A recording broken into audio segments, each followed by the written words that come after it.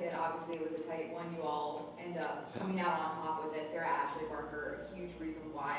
When you look at adjustments needed to be made in this round two, what immediately comes to mind? Yeah, I think the first thing is obviously, I think Layla makes Connecticut a much better team, and I think that's obviously been evident since she's been back. And we were fortunate to play, and without Layla in that group, and I think that helped us. So I think we've got to be really committed to our pick and roll covers. I think that's a big part of it. I think being aggressive with our covers, but being intentional to try and take away the short roll and make sure we're plugging as effectively as we can. I think that's going to be really important.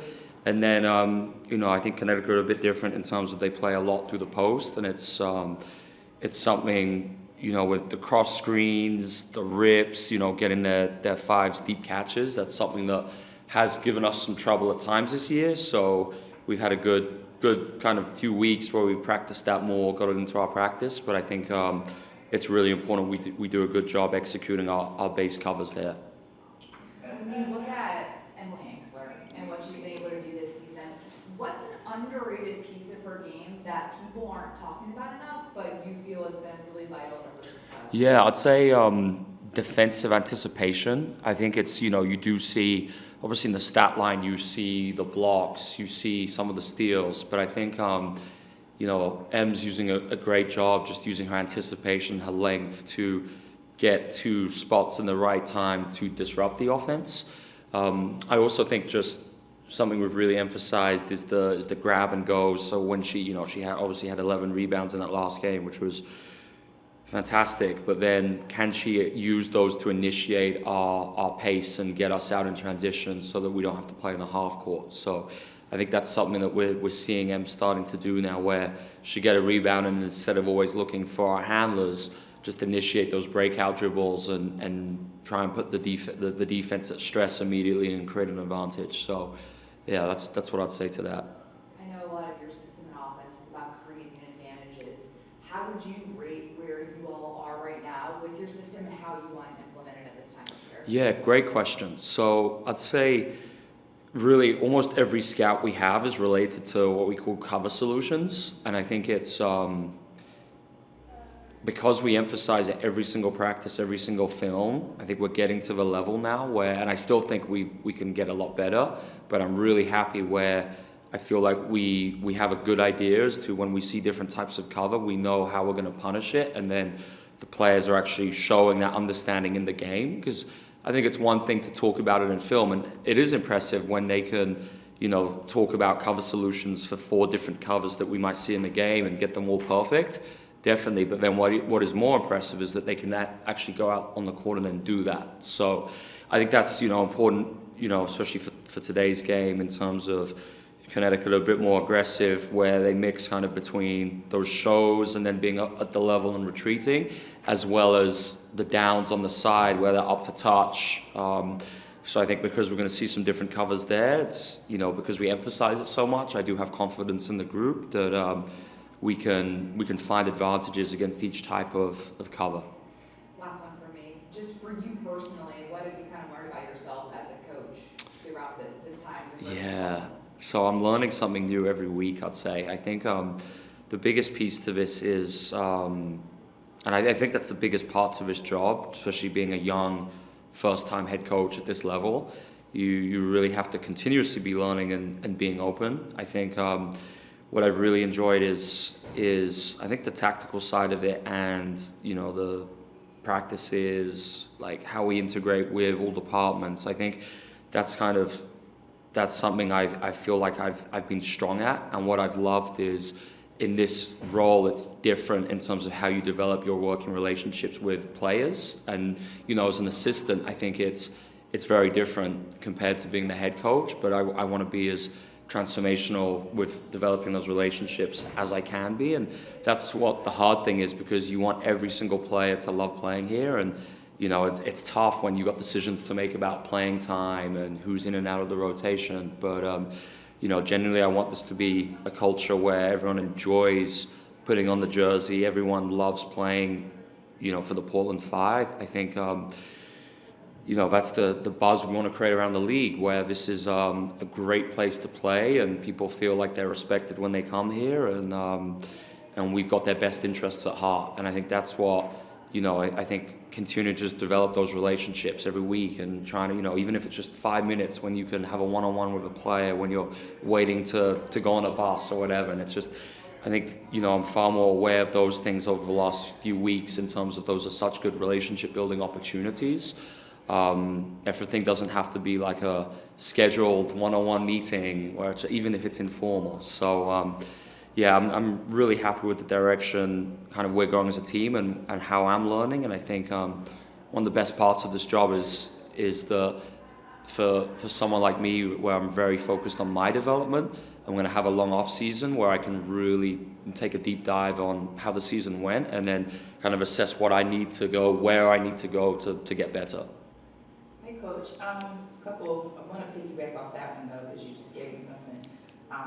When you think about the stigma or the stereotype that comes along with being an expansion franchise, it feels like over the last 2 years, people have been knocking that out of the park. Where do you guys feel that where you guys are in terms of kind of nudging away the stereotype that expansion franchises are, not really ready to compete in their first year? Yeah, so it's, I always see both sides to it, because I think I do think it is hard to compete as an expansion team when you've got a brand new group of players, and it's players who haven't necessarily had those roles on previous teams. So, I do think it's challenging, but I think it's that challenge which I've enjoyed the most, because it's really pushed me to find ways that we can compete and steal competitive advantages. So I've loved that challenge because it's kind of forced us to do things differently, and it's kind of, we know that we've got to win on the margins everywhere possible, and that's given me so much motivation, and it's been great from that regard. And I think, for the players, it's definitely, having a chip on our shoulder for sure, and I think that's a good thing. They've wanted to prove themselves, and I think we've seen that just in terms of how so many players on the roster have made huge jumps this season.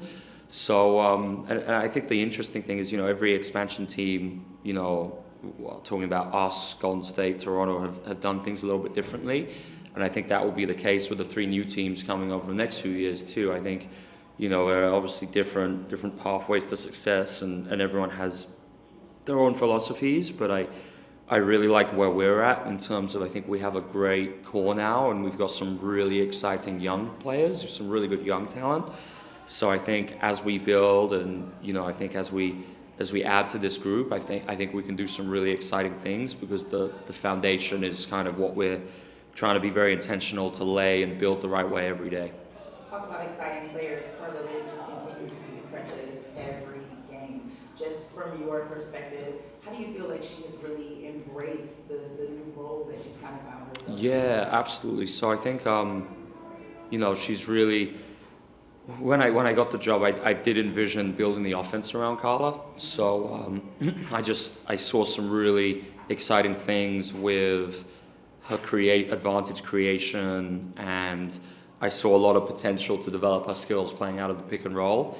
And I think we're seeing that, especially that last game against Atlanta. We've been really just hammering the details of pick and roll, handler setups the last 2 weeks, and playing against Jordan Canada in that Atlanta game, who I think is one of the best point of attack defenders in the league, and Carla really showed that she was able to manipulate her primary defender and actually create 2-on-1s coming off. And I think in the past, it's early on in the season, I think something we've been trying to emphasize is a lot of times when Carla's unsure, she kind of just uses her speed to bail out and just race out. She doesn't really have an intention coming off the pick and roll.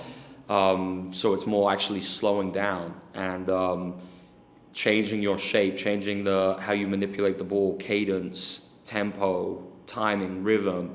And it's slowing down that will actually allow you to freeze your primary, and then it doesn't always have to be doing everything at one speed. So I think we're going to see that again tonight in terms of, I think some covers like a show, we actually do need the speed, because we need her to sometimes we call it a surf dribble, like get over that show and make the pass ahead or behind or hit the pocket.